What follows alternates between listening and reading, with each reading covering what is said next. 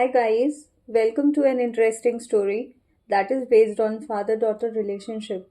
Any guesses what we are going to do today? Today we are going to discuss a very beautiful lesson from class 9th B High, that is the little girl. Today we will discuss the theme of this chapter. Okay, so let's start this. Parents need to punish their children when it is necessary to do so, and children who have been punished exceedingly too much or too less undergo a poor development. Okay, so you must be agreeing to this fact that uh, excess is bad of everything. If punishment is too much, it is also bad, and if it is too less, there is no punishment, there is no correction of the things or the mistakes, that leads to a wrong kind of parenting, and that leads to a poor development also on the part of a child. Okay, so it should be a balanced one. So let's come to this character of Kezia in the chapter. As I have told you that it is a story based on the relationship of father and daughter. So Kezia is a girl, and her father belongs to a wrong kind of parents. Okay, why I'm saying so wrong kind of parents? Because uh, it's about parenting when parents are on the correct side, on the right side, when they are giving a proper upbringing to their children. But sorry to say, in this chapter we see that this father of Kezia does not know the proper upbringing, how to do a proper upbringing for a child, so he does not know.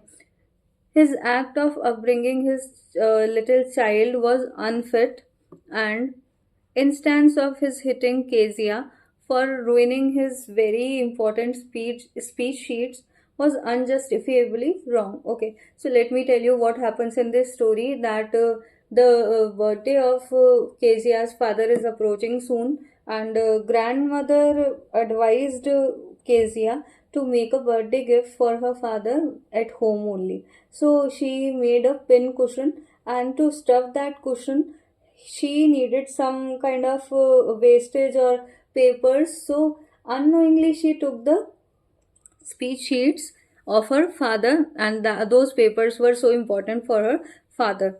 Okay, so what happens that when her father came to know that she has taken the speech sheets as a wastage, and she has stuffed that speech sheets in the cushion, so father beats him, beats her, and this is how the thing has taken place, and it was unjustifiably wrong, because on one side the sheets were important for him, for father, but the fact that Kezia ruined them for making him a birthday gift stands strongly against the father. Okay, so father should have understood the feelings of her daughter, of his daughter, that she did not know about those speech sheets, that these were the important papers of her father. If she would have known, why she would have done so. So father was not able to understand that, and on the place of that she was hit by her father, she was beaten by her father. So father did not understand the feelings and the emotions of his daughter.